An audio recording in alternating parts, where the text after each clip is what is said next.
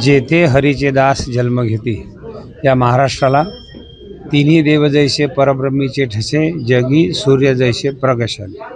जगाच्या उद्धाराकरता ज्ञानोबाराय, संत श्रेष्ठ निवृत्तीनाथ, सोपान काका आणि आदिशक्ती मुक्ताबाई हे चार भावंड, हे चार रत्न, हे चार नावं नाही, भक्तिमार्गातील चार अवस्था ज्या कुळाने दिल्या, ज्या परंपरेने दिल्या, त्याचा उल्लेख होणं अगत्याचं आहे. आणि ते परंपरा, ते कुळ भक्त त्र्यंबक पंत मूळ पुरुष आधी. भक्त त्र्यंबक पंतांच्या कुळामध्ये असलेले गोविंद पंत हे आदिशक्ती मुक्ताबाईंचे आजोबा आहेत.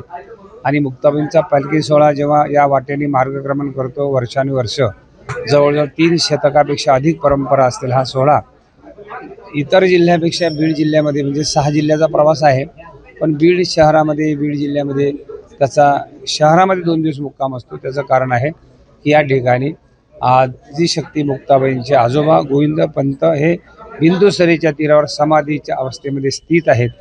आणि म्हणून आईसाहेबांचं आणि आजोबांचं वर्षाकाठी एकदा अतिशय हृदगत असं मिलन, त्यांची भेट या इथल्या सगळ्या मंडळींनी, या संस्थांचे अध्यक्ष आमचे आदरणीय अतिशय श्रीमंत श्री वाघमारे भाऊ, सचिव ढाके आणि आमचे ओहळ भाऊ आणि सगळे कारभारी या संस्थांचे, इथले विश्वस्त, इथले मानकरी यांच्या अथक प्रयत्नातून, सहभागातून दरवर्षी हा नेत्रदीपक सोहळा आदिशक्ती मुक्ताबाई आणि गोविंद पंत म्हणजे अर्थात आजी आणि नाथ आणि आजोबांच्या भेटीचा सोहळा दरवर्षी होत असतो.